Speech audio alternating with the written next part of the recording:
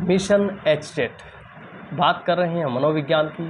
मनोविज्ञान के 9 प्रमुख संप्रदाय हैं, जिनमें से सबसे पहला संप्रदाय है अस्तित्ववाद या संरचनावाद। जी हाँ, अस्तित्ववाद या संरचनावाद, जिसको मनोविज्ञान का सबसे पहला संप्रदाय कहा जाता है। प्रथम संप्रदाय या आदि संप्रदाय मनोविज्ञान का इसको कहा जाता है। और इसके जनक हैं विलियम वुंट। जी हाँ, वही विलियम वुंट जिन्होंने लिपजिंग नामक स्थान पर मनोविज्ञान प्रयोगशाला की स्थापना की थी, सबसे पहली मनोविज्ञान की प्रयोगशाला। इसी कारण विलियम वुंट को मनोविज्ञान प्रयोगशाला का जनक भी कहा जाता है।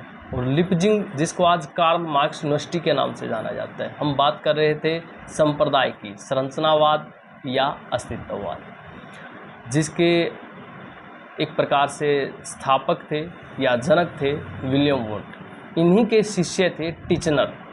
टिचनर ने इस संप्रदाय को आगे बढ़ाया और इस संप्रदाय के अनुसार मनोविज्ञान की विषय वस्तु है चेतना। मनोविज्ञान की जो विषय वस्तु है वो है चेतना, और चेतना के 3 मुख्य अंग माने गए हैं। सबसे पहले मैं बता दूं, चेतना के 3 मुख्य अंग माने गए हैं।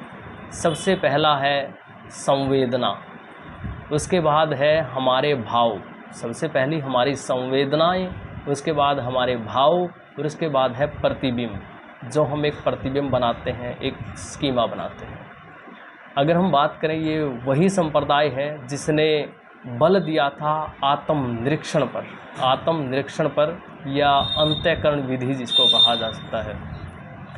इसका प्रारूप तैयार कर दिया था विलियम वुंट जी ने, और इस संप्रदाय को आगे बढ़ाया था टिचनर, जो कि उन्हीं के शिष्य थे। अगर आप इसी प्रकार की जानकारी प्राप्त करना चाहते हैं तो आज ही सब्सक्राइब कीजिए हमारे चैनल हिंदी बाई को शिक्षक को।